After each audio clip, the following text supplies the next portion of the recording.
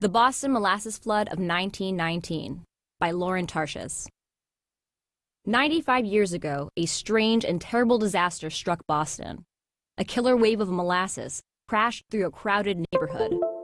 The wave was 15 feet tall, traveling at 35 miles per hour. It destroyed everything in its path and killed 21 people. How did this happen? And who was to blame?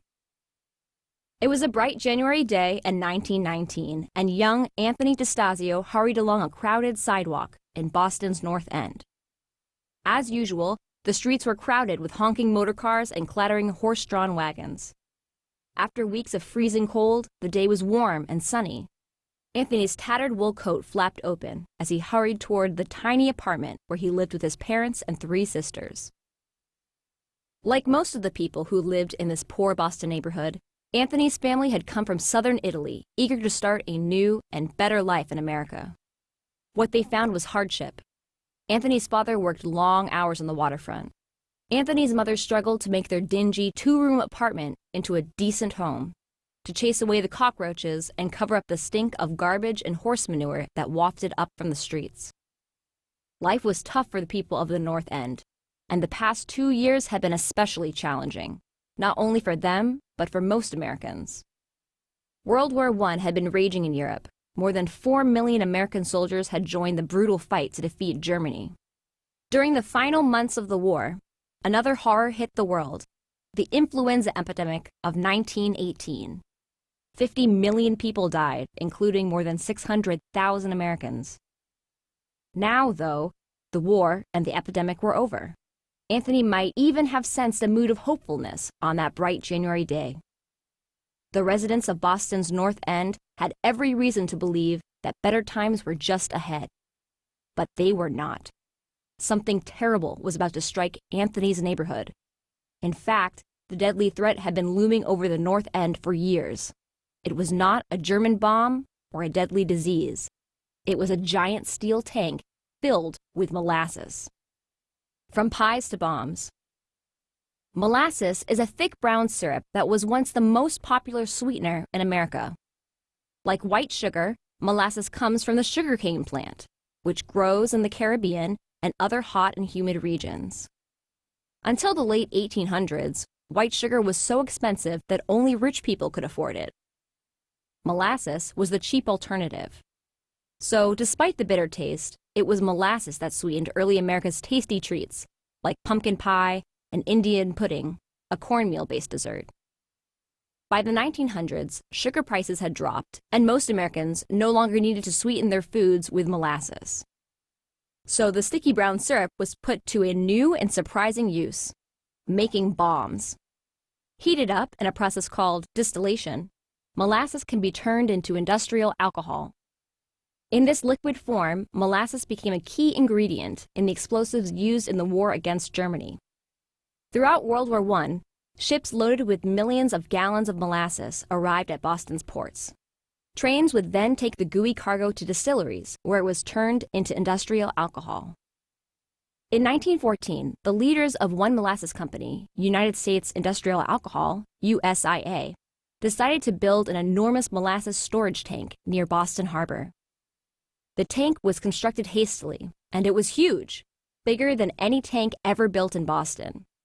As if the North End weren't already grim enough, now a 5-story steel tank towered over the neighborhood, blotting out the sun and blocking the view of the harbor.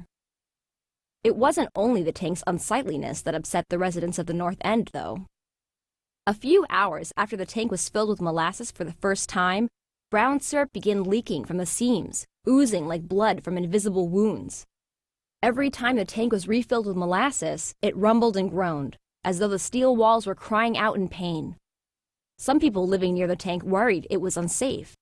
But what could they do about it? USIA was a big company, and the people of the North End were poor and powerless. In the early 20th century, many Americans viewed immigrants with suspicion and prejudice. Even a person bold enough to complain about the dangerous tank would have had a hard time finding someone willing to listen and help.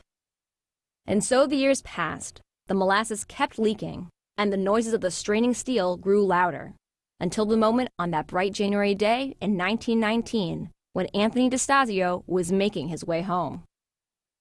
Violent swirl. The first sign of disaster was a strange sound.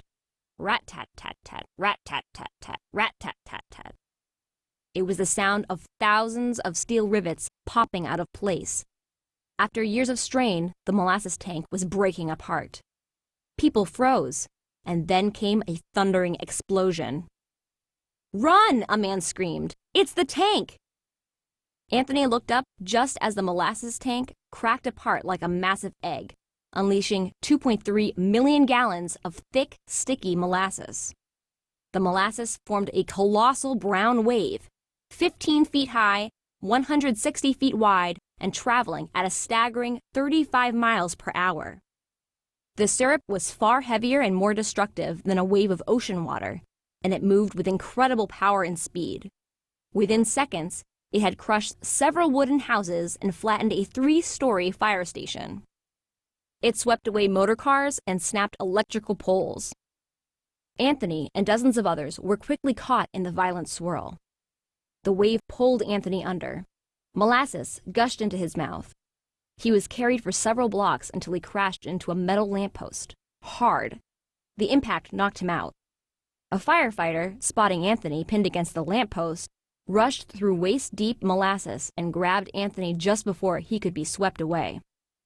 The firefighter held Anthony's limp body and looked at his molasses-coated face. The poor boy, the firefighter believed, had not survived. By the time the wave lost its power, half a mile of the north end was flooded with molasses. Hundreds of firefighters, police officers, nurses, and sailors from docked ships rushed to the scene. They freed people trapped under collapsed buildings and tangled in molasses-soaked debris. Plain water did little to wash the thick, syrupy molasses away. Instead, firefighters used salt water to scour the hardening goo from the streets. In the end, 21 people were killed and 150 were injured. The strangest disaster. Within hours of the explosion, leaders of USIA were insisting that the disaster was not their fault. Their tank, they claimed, had been bombed by criminals. But few believed this explanation. In the following weeks, experts sifted through the wreckage, inspecting the remains of the tank. They spoke to residents who had seen the leaks and heard the strange noises. The experts' conclusion: the tank had been shoddily built, and the leaders at USIA had known it. Still, USIA refused to take responsibility, and at first it seemed the company would not be held responsible. But the victims persisted in their demand for justice. They filed a lawsuit, and the trial dragged on for years. Finally, USIA was forced to pay $1 million, equal to about $7 million today. For the poor immigrants at the North End, it was a big victory. It took years for the North End to rebuild after the flood.